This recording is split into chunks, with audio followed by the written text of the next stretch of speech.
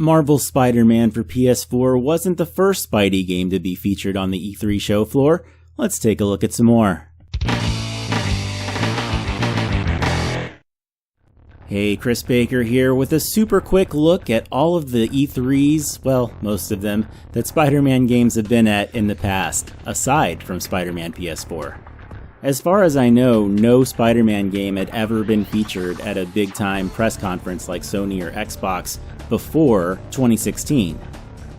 So let's take a look, going in reverse chronological order because it's just more interesting that way, at Spider-Man throughout his entire Activision generation. The last Activision game was The Amazing Spider-Man 2, and it never appeared at E3. It was actually announced at New York Comic Con and then released before E3 happened in 2014, so it never got one. The Amazing Spider-Man, however, in 2012, was kind of there. As you can see, it had a pretty big trailer going on at the big Activision booth in 2012, just a few weeks before it actually released. I don't recall seeing like a Spider-Man in the booth at all, like physically, but there is this picture floating around online, so maybe there was something. Back in both 2010 and 2011, we had Shattered Dimensions and Edge of Time respectively, and they were both kind of there at the Activision booth in a similar manner, with trailers on the big screen, but most of the demos were actually behind closed doors, so there really wasn't a whole lot for the general E3 going public to see. The Spidey games before that were Web of Shadows in 2008 and Friend or Foe in 2007. Those were the two laid-back E3s where there really wasn't much of a spectacular show floor per se, but Activision did have its own press conferences, including the notorious 2007 one hosted by a very unfunny Jamie Kennedy. Some people say he was drunk.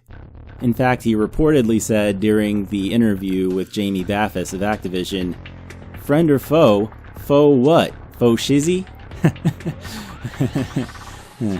Back in 2005, Ultimate Spider-Man gave us what was probably the last great Spider-Man E3 booth prior to Spider-Man PS4 in 2017.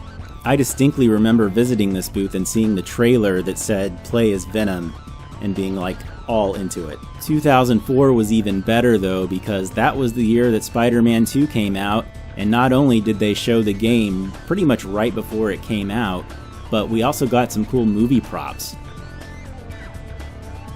Even better, there was a huge inflatable Spider-Man who was actually on the convention center like he was wall crawling. That may even take up more space than the current banner that's promoting Spider-Man PS4. Also, this doesn't have anything to do with Spider-Man, but down the hall was one of my favorite comic book related E3 booths of all time for The Punisher.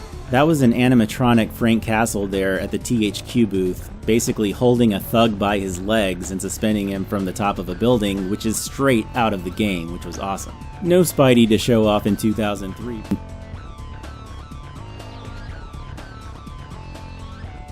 But there was this awesome Hulk from the movie that, was a movie. And in 2002, the movie game had just come out, so they weren't promoting it there.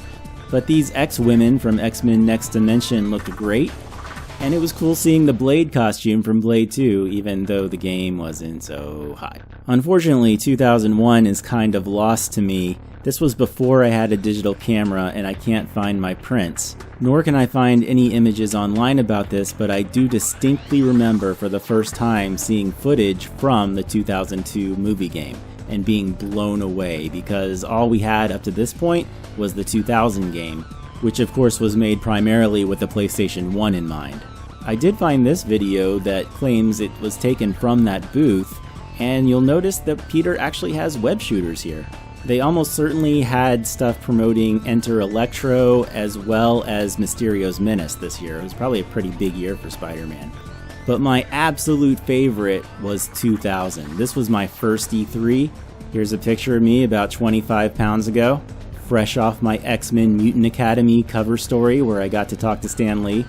And the booth for Neversoft Spider-Man game, I think, was one of the best ones there.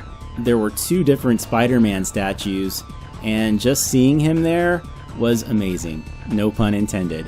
I hope you enjoyed this quick look at E3's past. I'm sure E3 present will be one of the best ones yet for Spider-Man. Can't wait to see it. Can't wait to hear what you guys have to think. Let me know what you think, and if you're watching this after you've seen the Sony conference, I want to know your thoughts there too. So until next time, everybody, please follow Spider-Ham's advice. Bye, everybody.